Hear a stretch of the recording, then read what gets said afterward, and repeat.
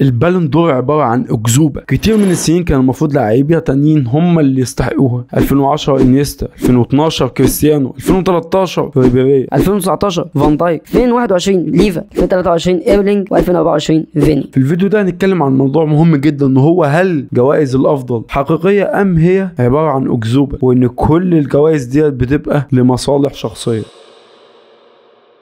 السلام عليكم ورحمه الله وبركاته، ازيك عامل ايه؟ يا رب تكون بخير. في 2024 وهي السنه اللي فاتت رودري هو اللي خد البالون دور. ساعتها قالوا ان ديت اكبر عمليه سرقه بالون دور في الحياه، لان قال لك فيني هو الذي يستحقها جدا جدا جدا، وازاي يدوها لرودري والكلام ده كله. قبل ما نكمل الفيديو ما تتضايقش ان انا بجيب امثله من كره القدم، لان ديت اكتر حاجه شائعه وممكن اضرب بيها الامثله، فاهم؟ انما انا بتكلم بوجه عام. بوجه عام في جوائز كتيره جدا، سواء في كره القدم، في العلم، في السلام، في الكلام ده كله. بس السؤال المهم، هل جوائز الافضل ديت فعلا اللي بياخدها بيبقى الافضل؟ يعني هل فعلا هو بيبقى افضل واحد في الحته دي؟ يعني حاجه زي البالون دور، هل فعلا اللاعب ده بيبقى هو افضل لاعب في العالم؟ عشان نرد على السؤال دوت لازم نقول كام نقطه مهمه جدا. اول حاجه، في فرق كبير ما بين الافضل باستحقاق والافضل بالتصويت او بالوجه العام او بمقاييس محدده انت اللي حاططها. يعني ايه؟ يعني مثلا اللي بيلعب ماراثون وبيكسبه فبيبقى الافضل استحقاقا، هو لعب الماراثون وكسبه، يعني مش محتاجه، فاهم؟ يعني مش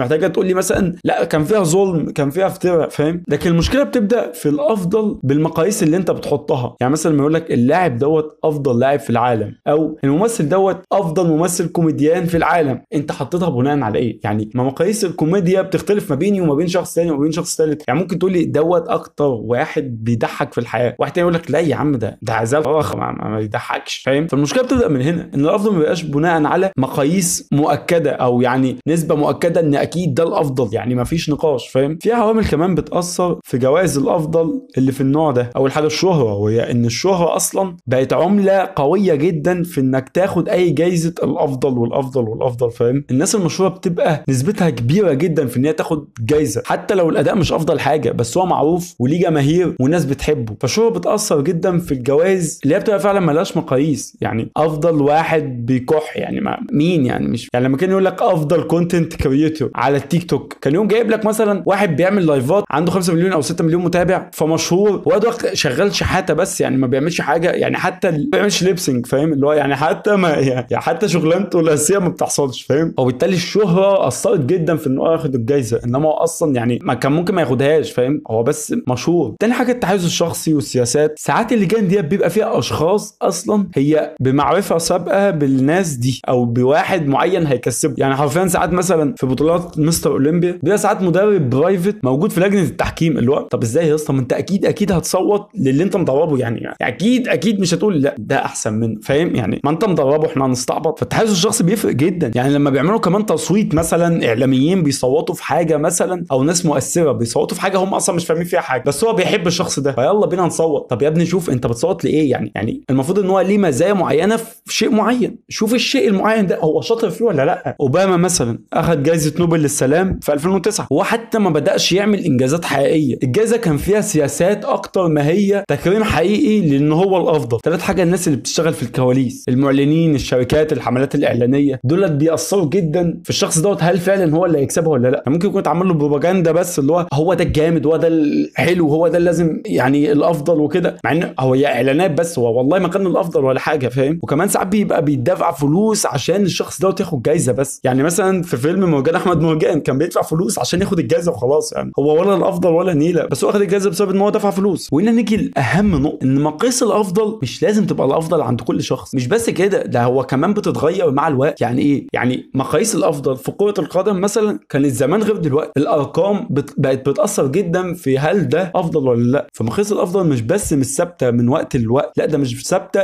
ليا وليك. يعني انا ممكن اقول لشخص ده مضحك جدا والواد ده بيضحك قوي، ممكن واحد تاني يقول يا عم لا ده دمه سم، ده مش حلو خالص. ممكن يكون تشوف لاعب اللاعب الجامد ده يا نهار ابيض، اللاعب ده لازم يكسب كل الجوائز، واحد تاني يقول لي يا عم ده زي الخرا ده ملوش فيها، فاهم؟ ده غير ان هو عنده اكيد تحيز عاطفي، يعني فاهم؟ بس انا بتكلم بوجه عام. يعني الافضليه نفسها مش قانون مكتوب بوجه عام اللي هو افضل بسبب كذا كذا كذا، لا هو افضل لان الناس شايفاه ان هو افضل وخلاص، ولان جزء بمقاييسه المعينه شايف ان الشخص ده افضل. فنيجي لنقطه مهمه جدا، ان الجوائز بجد مش دليل على قيمتك. يعني انت مش عشان خدت جايزه يبقى انت جامد بجد. يعني عارف لما يقول لك انا خدت الجايزه ديت، لما واحد ياخد جايزه مثلا ويقول انا الجايزه ديت انا افضل واحد في الحته دي، لا انت مش افضل والله العظيم ولا اي حاجه، ومعايير مختلفه هي اللي خلتك انك الافضل. انا ممكن اكون مش شايفك انك الافضل طالما المعايير مش ثابته، مش ستاندرد. من الاخر انا مش بقول مثلا اللي عنده مليون مشترك يبقى هو الافضل، فاهم؟ لا، هو اي معايير كده وهنحط كده يعني يلا بينا اي حاجه بس الناس شايفه انه الافضل، يعني فاهم؟ طبعا ما نقدرش ننكر ان الجوائز عامه مش حاجه مهمه، يعني اكيد مش هقدر انكر حاجه زي كده، بس اي حاجه ملهاش مقاييس محدده ثابته وليها كلام عشوائي كده اللي هو ده بقى الافضل وخلاص، لا ديت عادي ما تتضايقش انك ما طلعتش فيها الافضل. لما يقول لك الطالب كذا هو الطالب المثالي، هو الطالب الافضل، يعني هو ما بيبقاش ساعات الافضل، بس هو المقاييس شويه مقاييس كده قالت ان هو ممكن يكون هو الافضل، فاهم؟ المشكله الحقيقيه مش في الجائزه، المشكله الحقيقيه في الناس اللي بتبقى ورا الجائزه. ممكن يكون شخص حلو جدا، شخص جامد، شخص بجد كان يستحق الجائزه، بس بسبب ناس معينه، بسبب العوامل كلها اللي قلناها تخليه ما ياخدش الجائزه. قول لي في الكومنتات ايه رايك، هل فعلا الجوائز اللي بقى ملهاش مقاييس المفروض تتلغى؟ يعني المفروض ما نعملش جوائز زي دي تاني، ام وجودها شيء لابد منه، لان هي برضه بتبقى معتمده على مقاييس لناس هي حطها بمزاجها وساعات بتبقى ماشيه مع الناس، فعشان كده وجودها مهم. لازم تعرف ان انت بجد اصلا انت الافضل طالما انت شايف ان انت الافضل. انا ما بقولش انك تبقى معلش يعني الا يعني او لا شيء وتقول ايوه انا الافضل، لا، بس يعني مثلا لما بيقولوا في البالون دور المركز الاول والثاني والثالث، بما ان مفيش مقاييس ثابته محدده في الشيء ده،